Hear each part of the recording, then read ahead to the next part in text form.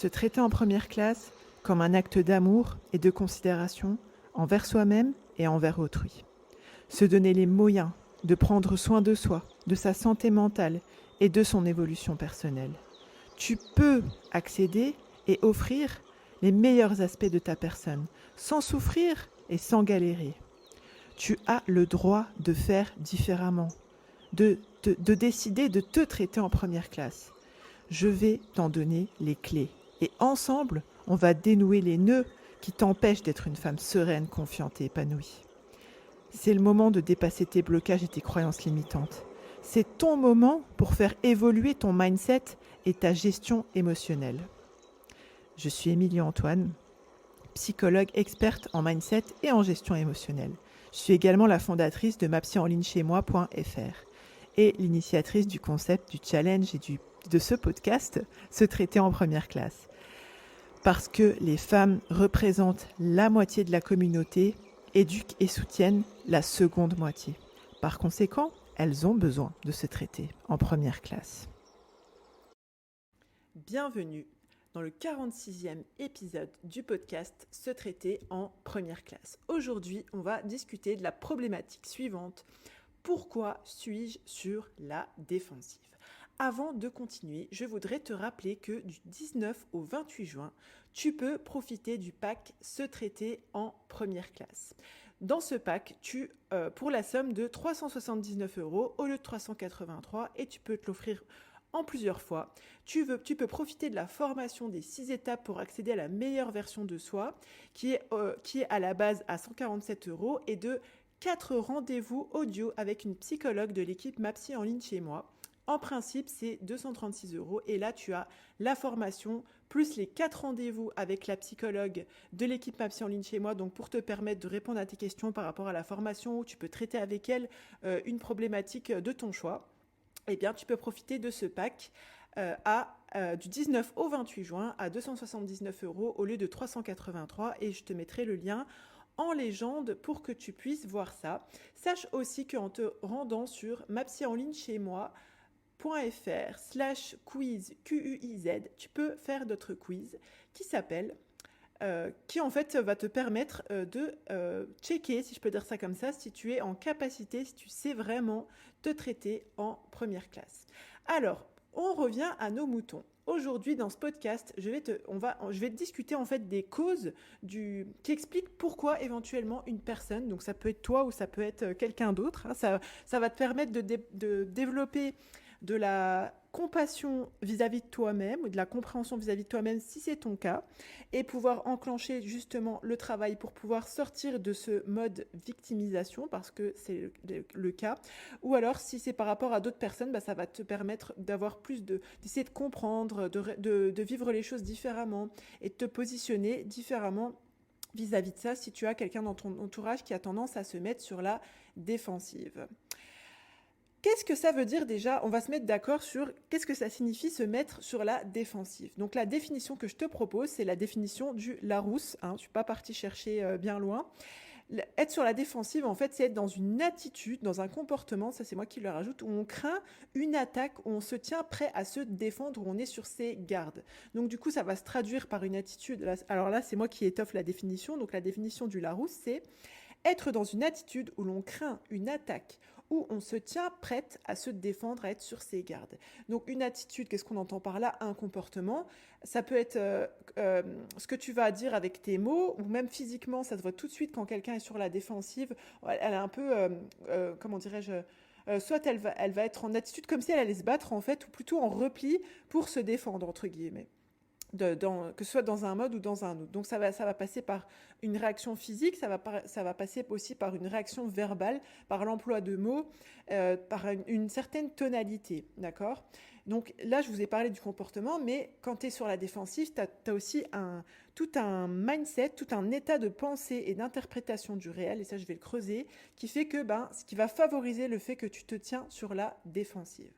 La première cause que je voudrais partager avec vous, qui peut expliquer potentiellement que tu te mets sur la défensive ou quand tu es face à une personne qui se comporte comme ça, ben pourquoi elle se comporte comme ça?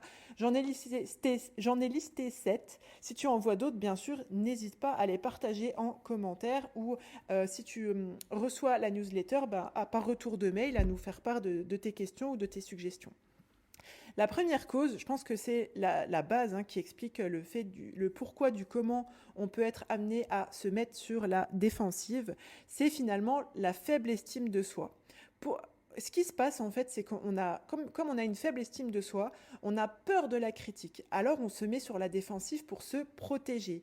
Pourquoi? Parce qu'on craint en fait, plus ou moins consciemment, on sait déjà que cette estime de soi, elle est faible ou elle est affaiblie, et du coup, on craint que l'autre est sur le point de nous dire des choses qui va nous mettre encore plus à mal et que ça va avoir des conséquences encore plus négatives, et du coup, ça va favoriser une posture de défensive. Bien sûr, tu vas voir que toutes les causes dont je vais te parler, elles sont toutes interconnectées.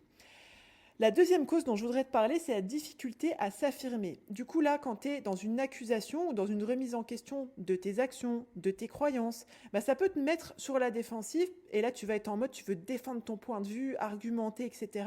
Parce que finalement, tu ressens le besoin de prouver que tu as raison. Parce que tu veux protéger ton image. Parce que justement, au fond de toi, tu manques de certitude. Quand on manque de certitude vis-à-vis de soi-même, de ses croyances, de sa légitimité de manière générale, que ça s'exprime sous différentes manières, eh bien, on a des difficultés à s'affirmer et à percevoir quand c'est le moment de s'affirmer réellement. Je vais développer sur ça plus tard. Également, ce qui peut se passer, en fait, c'est que donc là, c'est ma troisième explication potentielle, c'est que tu pars du principe, toi, au fond de toi, tu te dis que tu fais tout de travers et que tu fais tout mal. Tu as une représentation erronée de ce que tu es en capacité de faire. Alors, en général, on parle de confiance en soi, mais je n'aime pas ce terme-là, je ne l'emploie pas. Et j'ai fait tout un podcast déjà, vous pouvez le retrouver sur YouTube, qui s'appelle « Le mensonge de la confiance en soi » pour développer justement mon positionnement par rapport à cette théorie-là, si je puis dire. Mais voilà, pour qu'on se mette tous sur le même niveau de compréhension, j'ai posé ce terme-là. Mais en fait, quand tu as une mauvaise représentation de ta capacité à faire les choses, plus ou moins consciemment, tu pars du principe que tu fais tout de travers et tu fais tout mal. Du coup, tu as peur et tu te construis un état d'esprit où tu penses qu'on va te tomber dessus à tout moment. Donc déjà, tu es dans ce mood, tu sais, où tu es à laguer de la critique, de la remarque. Et du coup, tu es prêt déjà à poum, poum, poum, à te défendre, etc. Parce que tu pars au fond de toi, tu n'es pas convaincu que tu fais de ton mieux, tu es juste convaincu que tu fais de la MERDE, si tu me permets l'expression. Et du coup, ça te met dans une posture de défense. Le quatrième point que j'ai relevé souvent, c'est qu'on a construit ce mode défensif parce qu'on a un historique de relations toxiques, de traumatisme, de harcèlement, en fait, finalement, que ce soit dans sa propre famille, dans le cercle, dans ce qu'on a vécu au niveau de l'école, de sa scolarité ou du monde du travail. Du coup, ça nous amène à construire une posture défensive et à construire justement une hypervigilance. Alors souvent, les personnes, elles parlent d'hypersensibilité, mais réellement, c'est pas vraiment de l'hypersensibilité, c'est de l'hypervigilance par rapport aux situations qui sont potentiellement menaçantes parce que justement, il y a un historique de blessures, de traumatisme qui les pousse en fait à adopter cette posture-là, cette attitude-là d'être sur la défensive. Et également, donc là c'est plutôt le 1, 2, 3, 4, 5e point que je voudrais partager avec toi. Souvent ce qui fait que on s'est construite sur un mode défensif, c'est parce qu'on se sent faible ou affaibli vis-à-vis des autres. Alors tu vois comment les problématiques d'estime de soi, de confiance, d'affirmation, de passé, d'historique, en fait, peut contribuer à tout ça. Et quand tu t'es construit un mindset, un état d'esprit, une représentation de toi-même vis-à-vis des autres où tu te sens faible, où tu te sens affaibli et tu te ssens tributaire en fait de l'autre, à la merci de l'autre. On parle des fois aussi le mot m'échappe. Tu te sens en fait sous la coupe de l'autre, en fait, si je peux dire ça comme ça, tributaire, etc., victime des autres.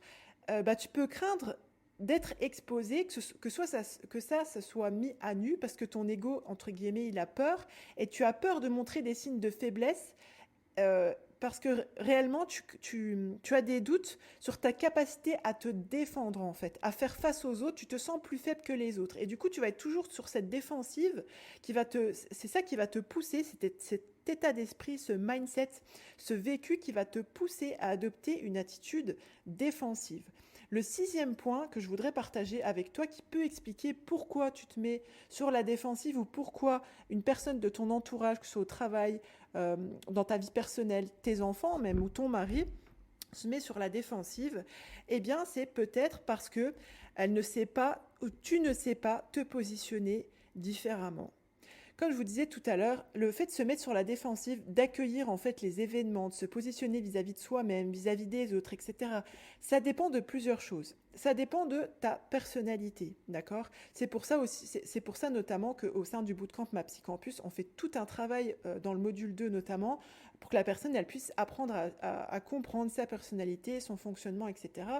Ça peut dépendre aussi de son éducation, de sa culture et d'autres facteurs comme la culture. Alors quand je parle de culture, il y a la culture religieuse, entre guillemets, la culture familiale, la culture sociétale, la culture familiale au sens large, au sens... voilà, ça peut recouvrir beaucoup de choses. Mais du coup, par exemple, si, grosso modo, si je te la fais courte, tu as observé que les personnes se positionnaient d'une certaine manière quand il y a une remarque, ou il y a certaines situations, ou même quand il n'y a pas de remarque, ben toi, ça t'a été transmis, en fait. Et du coup, tu ne sais pas faire différemment parce que tu n'as jamais vraiment observé une autre manière d'accueillir les choses.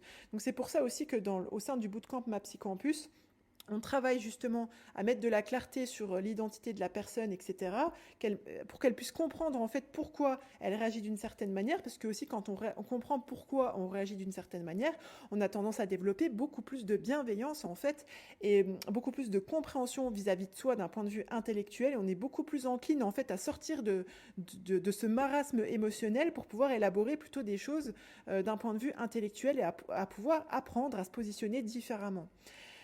Oui, c'est ça, la septième cause qui peut expliquer, et c'est très lié, hein, comme je te disais, tous les points, ils sont interconnectés ensemble, je pense, c'est le fait qu'on ait peu de conscience justement sur nos schémas d'interprétation, sur ce qui est en train de se jouer. En fait, quand on est en mode robot, un peu en mode automatique, et que du coup, ben, on a tendance à reproduire ce qu'on a vu, ou on a tendance à se caler sur plutôt les blessures, les traumatismes qu'on a eus, tout ce qui relève en fait voilà des situations de harcèlement dont je vous parlais tout à l'heure, ou le manque d'estime de soi, de confiance, etc. Ben là, on est vraiment en roue libre en fait, et ton cerveau, c'est comme on dit, c'est comme un enfant qui court avec un couteau dans la main, entre guillemets, il va n'importe où dans toutes les directions, et du coup, des fois, il est possible que tu sois sur la défensive ou que la personne en face de toi, elle se mette en mode défensif parce qu'elle l'interprète, ou plutôt tu surinterprètes ce qui est en train de se passer. Tu surinterprètes les commentaires, tu surinterprètes les situations. Ce sont des personnes souvent qui disent ouais, je suis toujours en train de réfléchir, toujours en train de cogiter, parce que réellement, tu es en hypervigilance, je vous en parlais tout à l'heure, parce que tu as peur, en fait, il y a une grande peur au fond de ces personnes-là, d'être taclées, d'être rabaissées, etc. Encore une fois, parce que souvent il y a un vécu, il y a plein d'explications là-dedans. Mais du coup, comment continuer à se positionner comme ça, même dans une situation parfois, alors parfois bien sûr c'est déclenché à juste titre, mais là où le bas blesse, c'est que souvent comment dirais-je, il y a des situations qui sont interprétées comme des attaques, comme des situations qui sont mises en danger, alors que ce n'est pas le cas. Et du coup, ça vient complètement nuire au relationnel avec les autres, en fait, ce qui est très dommage. Ça vient nuire au relationnel avec les autres, et puis après, bah, la personne, elle se sent pas capable d'avoir des bonnes relations avec les autres, elle a tendance à s'isoler, etc. Donc c'est vraiment le chat qui se mord la queue, et c'est hyper dommage. Et ce que je voudrais t'adresser, c'est que vraiment, tu peux faire différemment. Que c'est pas une fatalité si à un moment donné, tu as développé un mode défensif, et j'ai expliqué plein de raisons qui peuvent expliquer pourquoi on est sur ce mode défensif, qui est réellement un mode où on se victimise, et quand tu te victimises plus ou moins consciemment, au fond de toi, tu te sens faible et pas capable, et c'est vraiment fort dommage. Parce que du coup, ben, comment dirais-je, c'est le chat qui se mord la queue en fait. C'est vis-à-vis de soi-même et vis-à-vis des autres. Et dis-toi que vraiment tu peux apprendre à faire différemment. Il suffit juste, si je puis dire, de développer des compétences intellectuelles, des compétences relationnelles, émotionnelles, pour pouvoir justement apprendre à se recevoir, j'ai envie de dire, soi-même et presque j'ai envie de dire à se comporter, mais vraiment à accueillir les choses, à gérer son état d'esprit, ses émotions, etc. Et ça, c'est vraiment le cœur du travail qu'on fait au sein du bootcamp MAPSI Campus. Et c'est aussi quelque chose que tu peux travailler justement avec les 6 étapes pour accéder à la meilleure version de soi. Donc c'est la formation dont je te parle qui était incluse dans le pack Se traiter en première classe qui depuis lundi jusqu'au, je t'ai dit tout à l'heure, je crois le 28 ou le 29 juin, 28 juin, voilà, tu peux y accéder à 279 € le 383 où tu as cette formation où notamment je développe en fait toute la toxicité qui peut être autour de nous pour qu'on apprenne à s'en protéger de la manière la plus efficiente, efficace possible, sans être justement dans une parano qui peut découler. Parano, je parle en langage familier, d'accord ? Au sens, cette parano qui peut découler quand on est dans ses blessures, etc. Donc là, je vous donne beaucoup d'outils dans la formation numérique des 6 étapes pour accéder à la version de soi. Et vous avez aussi 4 rendez-vous avec une audio, avec une psychologue de la team MAPSI en ligne chez moi, pour approfondir justement toutes ces thématiques pour apprendre à vous traiter en première classe. Donc comme je vous disais, je vous mets le lien en barre d'infos. Vous pouvez contacter aussi notre team sur WhatsApp au 07 81 11 64 11 si vous avez des questions. Et voilà pour l'épisode d'aujourd'hui et pour le petit rappel. Et si tu sais pas trop où t'en es, eh bien tu peux aller sur mapsionlinechez-moi.fr/quiz, Q-U-I-Z, et là tu vas faire le quiz pour savoir justement est-ce que tu sais vraiment te traiter en première classe. J'aimerais beaucoup avoir vos retours sur ce podcast. Si tu es sur une plateforme du genre Deezer, Apple Podcast, Google Podcast, déjà je te conseille de t'abonner si tu as aimé, bien sûr, si tu as trouvé que c'était utile. Tu peux m'adresser aussi une note, une review, un commentaire. Si tu reçois notre newsletter, tu peux faire par retour de mail, tu peux nous adresser ton commentaire, tes questions, tes suggestions aussi de podcasts, des questions que tu aimerais que je traite dans le podcast, dans l'émission Se traiter en première classe. Et bien sûr, pense à t'abonner et à profiter juste pour que tu puisses continuer justement de profiter de ce podcast avec toutes les réflexions que je tiens à te partager en tant que pour incarner entre guillemets ta dose hebdomadaire pour que tu puisses te construire le mindset, l'état d'esprit et la gestion émotionnelle d'une femme épanouie et en phase avec ses valeurs et ses principes. Je suis là pour te donner des explications impactantes et des conseils concrets pour que tu puisses vivre en fonction de tes aspirations et non en fonction de tes peurs, de tes croyances limitantes et de tes blocages. Pense bien que tu es la première personne à bénéficier du crédit que tu accordes à ton existence. Je te dis à la semaine prochaine, Inch'Allah, si Dieu le veut. Bye bye!